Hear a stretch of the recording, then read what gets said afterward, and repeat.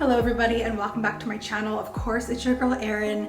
Finally sitting down to record another one of these everything that I made in the last month video. So essentially these are like my monthly creation videos, but as I have previously discussed here on the channel, I'm trying to slow down with my crochet production, just make things that are a little bit more meaningful, things that I'm actually going to wear instead of making it just for the video to show it off. Yeah, I've really been slowing down. I think the last time that I recorded one of these videos might have been in like September maybe. So we're kind of gonna be wrapping up the last 3 to 4 months of the year. And I have a handy dandy little pile right here that I'm gonna show off with some newer, first time ever made projects. Of course, we're just gonna go ahead and dive into them. And for all of those who are new here to my channel, because I'm constantly getting new subscribers, welcome. My name is Erin. I'm a fiber artist. I work from home. I also have my own little small business dyeing and I yarn from home. So this is the usual setup. Without further ado, let's go ahead and wrap up all the things that I most recently made with just a few last minute Christmas gifts. So the very first thing that I wanted to show off to you guys is this really cute stuffed reindeer. This was actually my very first attempt at amigurumi, like a stuffed toy, stuffed animal, and I decided to make this very last minute. I only finished this up maybe a few days ago. So I decided to make this little stuffed animal for my nephew-in-law, and I felt like this would be a really great Christmas gift. So I just found this pattern over on Etsy, and believe it or not, for my first time ever, it was so easy. There is a little bit of adjustment needed, you know, when you're switching from making garments to really tightly stitched animals like this one. But believe it or not, I actually got this thing done in about 3 days time. I only worked on it for maybe like 1 to 2 hours each day.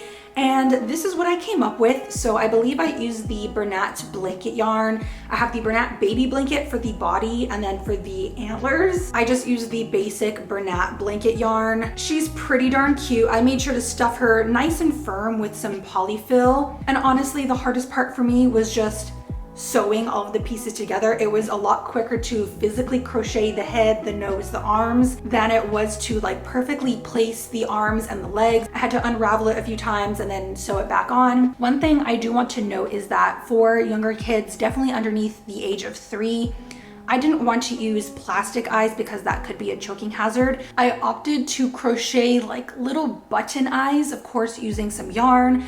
So this, I believe, is actually some Noro Silk Garden. And honestly, I kind of just crocheted a circle, cinched together the ends, and then kind of bunched it up and turned them into eyes. So I do wish they were a little bit darker because it looks a little bit funky, not quite how the picture describes. But you know what? It's handmade with love. We're gonna call it a day. I think the little floppy ears are probably my favorite part of the whole plushie. So this is item number 1, Christmas gift number 1 that I made. One last look at her. She's super stinking cute. So this is the moose. Now let's go ahead and change gears over to clothing because that's mainly what I make here. As I said earlier, I'm traditionally not a crochet knit things for Christmas gifts type of girly, but something came over me because I purchased this yarn during the Black Friday sale, and this, so gorgeous. I believe that this is the Rico Design Fashion Alpaca Heavens yarn. I'll leave it here on screen. But when I saw online, I knew I needed it immediately. So I decided very last minute to knit Jordan a surprise Christmas gift, and this is what I came up with. So I used Cara Knit E&G's Benny sweater pattern. So I did make a few very minor adjustments to her pattern just because I wanted to make sure that this is gonna fit Jordan. It's a little bit wider than her pattern calls for, and I also made a few like little adjustments at the yoke because this is a top down. So I kind of just added a handful of extra rows at the shoulders, a little bit of tweaks at the arms. This came out so stinking gorgeous. I really do want to suggest Cara's patterns for all of my beginners out there, all of my beginner knitters, because she writes them so simplistically, so easy to understand. There's not a lot of fluff. Directions are very straightforward and simple. So for kind of like a beginner knitter like me, this was super easy. I only had one question. She answered it right away. And I mean, look at her. Now you guys know that when it comes to knitting, I'm obsessed with stockinette stitch. I just love the way that that actual stockinette stitch looks when you work it up. Now for me, what I love the most about this entire creation obviously has to be the yarn. It is the fiber of the year.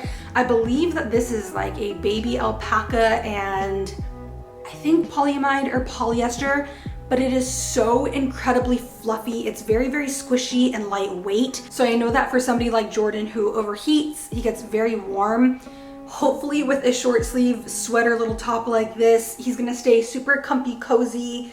I'm hoping that he'll still have a little bit of ventilation, but check out these colors. As you can see, it kind of shifts between like a tealish color to a little bit of like a mossy green. And then there's just like a little bit of like salmon pinks, baby pinks. And then it kind of goes back to like this dark chocolatey mauvey brown. And then again, it comes back to the teal. So this is what we're working with. It is so gorgeous. But yeah, this is the Benny sweater.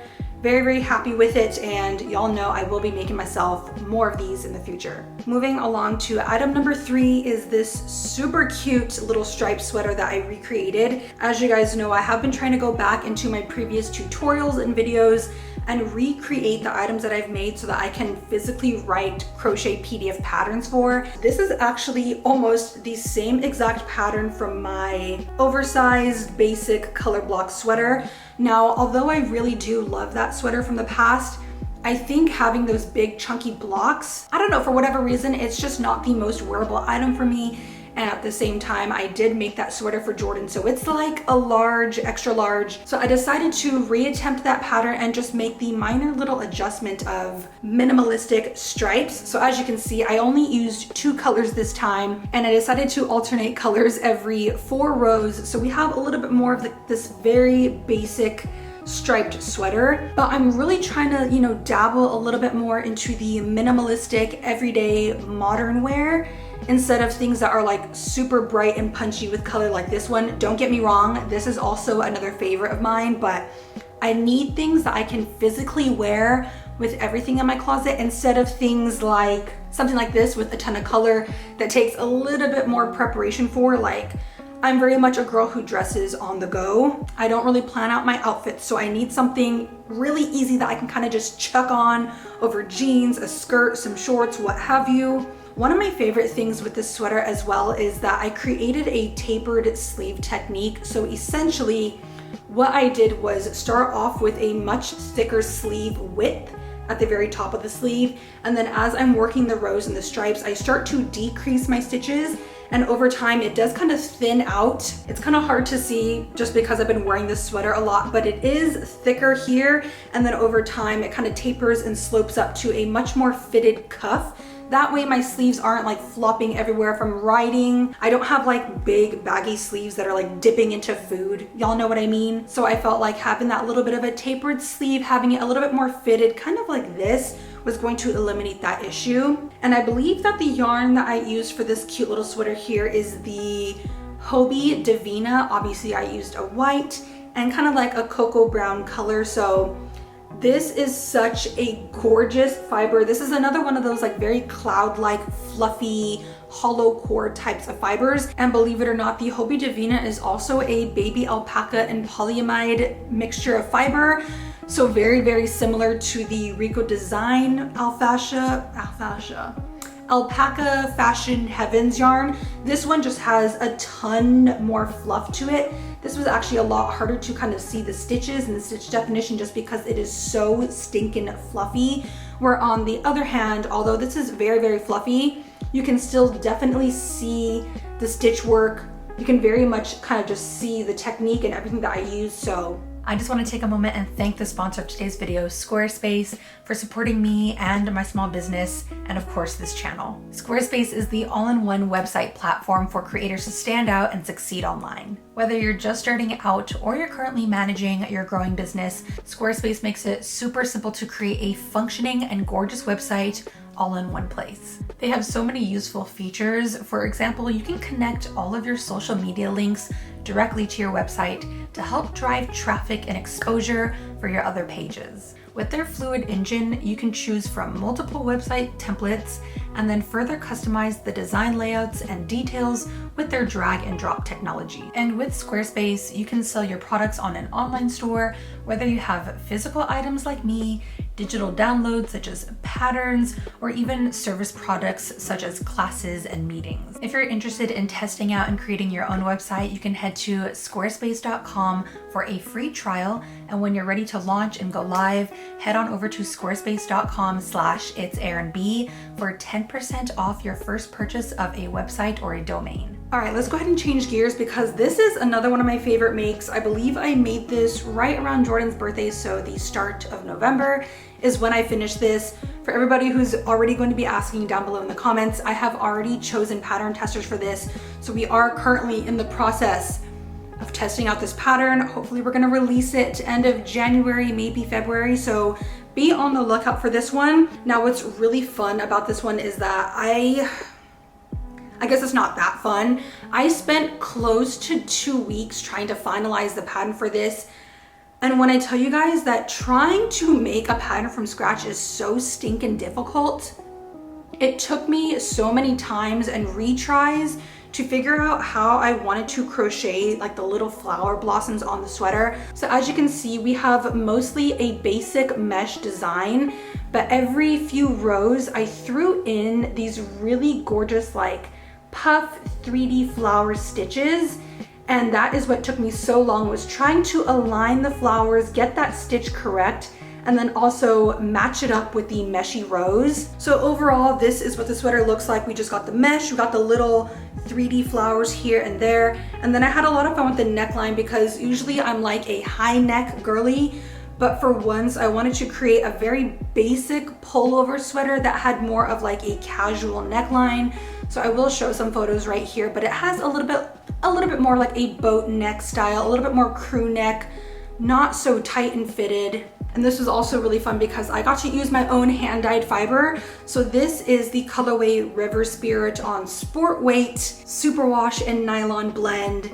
Yes, it being a sport weight, it did take a little bit longer to work up, but I decided that using a thinner, less dense fiber was gonna work out better for the mesh stitch instead of like a really thick worsted or chunky yarn that was gonna make this shirt like way too see-through. So I've been having a lot of fun wearing this one, styling this one. Here we have it, the next little make of the year. And since this is going to be my very last monthly creations video of 2023, I thought there was no better way to close out the last video of the year. Actually, this might be posted in January, but I thought I would do a very quick wrap up of some of my other all-time favorite projects from 2023. So I just pulled out a few of the items from my closet, not too many because y'all know I can talk for ages. One of my favorites from the year is my Raglin Cardigan.